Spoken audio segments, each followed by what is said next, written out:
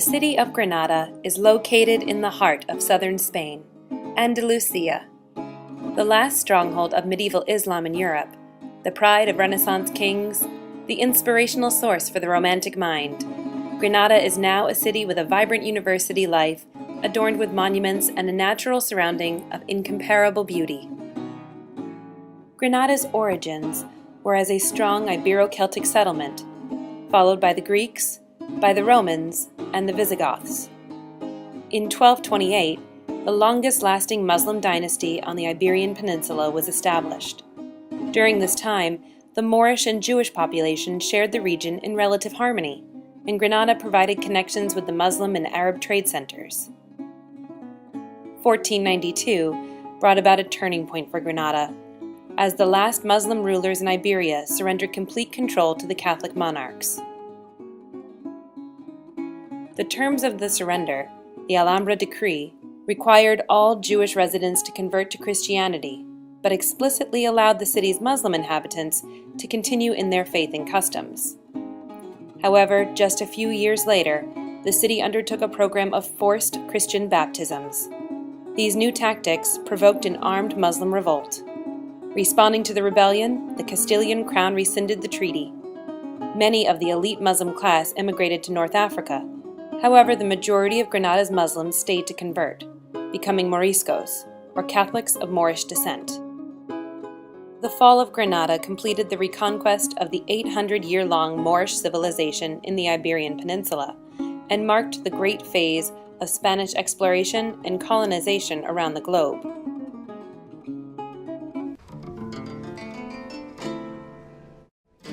No trip to Granada can be complete without seeing the Alhambra, the most visited monument in Spain along with the Sagrada Familia. The Alhambra was once a palace and fortress for Muslim rulers, and its architecture has much Islamic influence. The Alhambra, meaning Red Fort, is named after the red clay used in its construction. At the beginning of the 19th century, it became one of the great myths of Romanticism. In the historic center of the city, the Capilla Real illustrates the Christian influence in Granada. The Royal Chapel of Granada was created through a royal decree of the Catholic kings Ferdinand and Isabel, with the explicit intention of creating a royal mausoleum, celebrating the final defeat of the Muslims and the unification of the kingdoms of Spain. The chapel is a major site of Renaissance embellishment, courtesy of numerous famous Spanish artists like Florentino, Diego, and Machuca.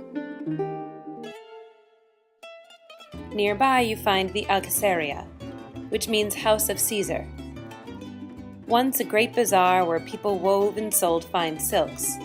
Today, the Alcaceria is still a marketplace known for local souvenir shopping in Granada.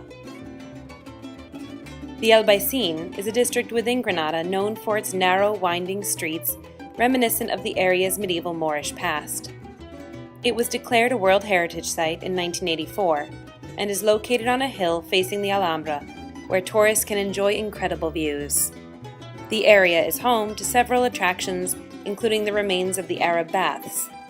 The hallmark of Granada's Moorish tradition is its use of water, fountains, pools, trickling streams, and of course the hammam, or Arab baths.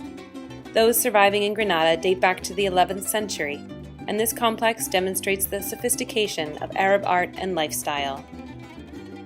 With more sites than can be mentioned, Granada is the cultural and academic capital of Andalusia, one of the most attractive regions in Europe, and where a great diversity of landscapes blend with a rich history and a passion for tradition. This